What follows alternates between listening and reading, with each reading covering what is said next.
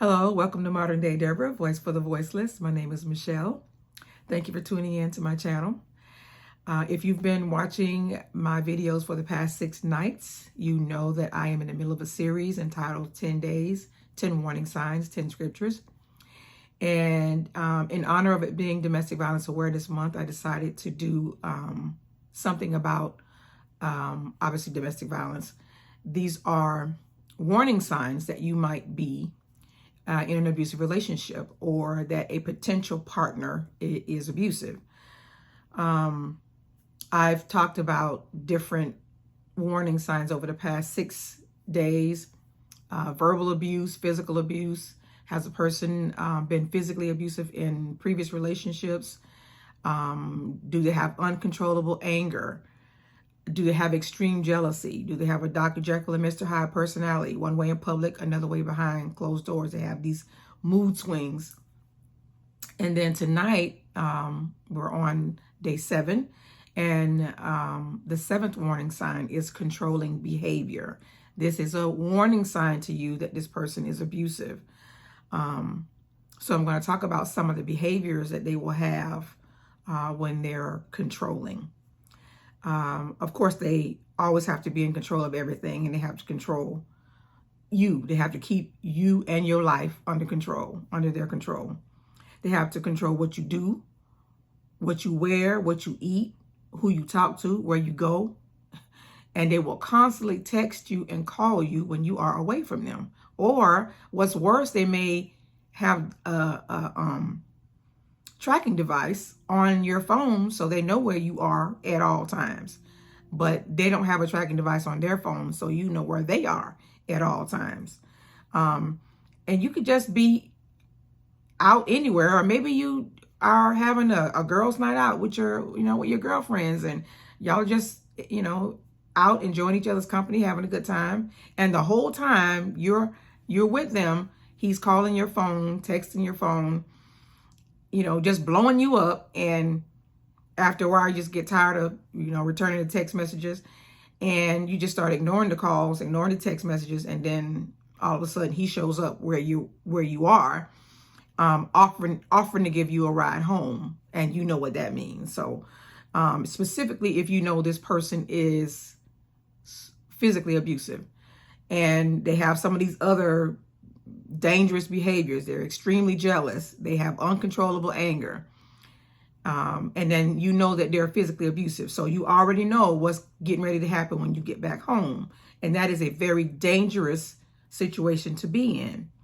The controlling person has to control the finances. Even though you work, they work, you contribute to the finances, but you have no access to the finances. You have to ask them for money. They make all the major decisions in the relationship. And they don't even take how you may feel about it into consideration. They put demands on you that they don't even live up to themselves. And they more than likely couldn't anyway. They're the ones to define what men's and women's roles are, what you should be doing, what you shouldn't be doing. And they often like to get involved quickly. A controlling person likes to get involved quickly.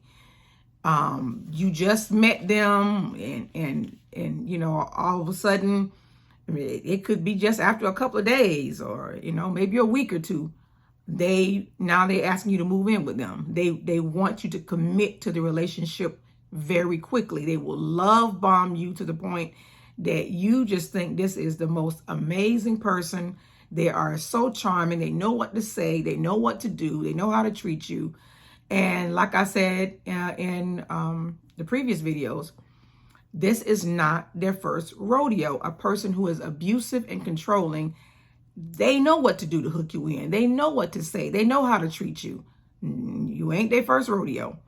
So they know exactly what to do to hook you in. And then once they hook you in, they will use all these other controlling and manipulative behaviors to keep you in. Remember, domestic violence is a pattern of behavior that an individual will use to establish and maintain power and control in the relationship. And so they will use intimidation, threats, they will emotionally abuse you. All this is in an effort to maintain that power and control in the relationship or over you. And I'm asking you ladies to please be mindful of meeting men online. I have worked with a lot of victims who they meet these men online, and then after a couple of weeks, they moved in with them, and then they found out later that this person is not at all who they pretended to be in the beginning. And in fact, this person is extremely abusive. And so this is something that they discover right after they, get hooked into the relationship. And they move in with this person. And now, and they have already given up. They had a good job. They had their own apartment or home. They had their own transportation. And, they were well off, doing pretty good. And then they met this guy, and he makes all these promises and makes them think that he's, got all this money. And then they find out later on that everything was just a lie. And they charmed them to the point that they believed this person, that they were who they said they were. And so me personally, I think that it is very dangerous. If you're going to do the online dating, make sure you do your research. I mean, most everybody got a profile, a social media profile. Check them out on social media. Do a background check. Check and see if this person has ever had a restraining order against them. That's a major red flag. Just be mindful. You just got to be mindful, specifically when you're, when it's the online dating, because half the time that ain't even their real profile pic. Half the time they're not even who they present themselves to be. And to be quite honest, a lot of women have lost their lives to somebody that they met online. And some of them have, barely escaped being with somebody, from being in a relationship with somebody that they met online. I saw on YouTube a couple of days ago where a young lady, she nearly lost her life. She met this guy online, and he was a very handsome young man. She said he was a very sweet young man. He was a very good conversationalist. They were, after a while, they started talking, and they were together every day. She started spending a lot of time with him. They were together every day. And then after a while, it started getting a little creepy, because he started, he just started stalking her. She would, wake up and he'd be outside. He slept outside in front of her door the night before. Just like she started noticing all these, very strange behaviors. And so she broke off the relationship, and then he convinced her to have dinner with him and then take him somewhere. And I'm saying this because that is, if you have broken off a relationship with somebody, specifically if it is abusive, don't meet them nowhere. I wouldn't even meet them for dinner. Don't meet them anywhere. You know that they are abusive. Their goal, probably since the time that you guys broke up, is to get that control back over you. Don't meet them nowhere. And definitely don't get in no car and go anywhere with them. This is what happened to this young lady. They went to dinner, and then he asked her to take him to the park, a park. She went to the park, and when they got there, he attacked her in the car. And luckily for her, she was able to get out of the car. She was sitting behind the steering wheel. He attacked her. She was able to get out of the car, rolled out of the car, and luckily there were some men. She said 3 men were working at a location nearby, and they saw what was going on. And even after these men showed up, he still was coming after her to try to kill her. And then later, they called the police and he left. But later she found out that this guy had murdered somebody, and he also had raped somebody. And so I don't care how good they look. I don't care how many muscles they got. I don't care what they say. You better take the time to get to know this person. And I mean, that that is very, very dangerous. So, I mean, if you online date, I ain't knocking it. I'm just saying, I think it's very dangerous. If you're going to do it, make sure you do your research. Make sure you go online and do some research on this person, and don't move in with them and you don't really know them. Get to know them.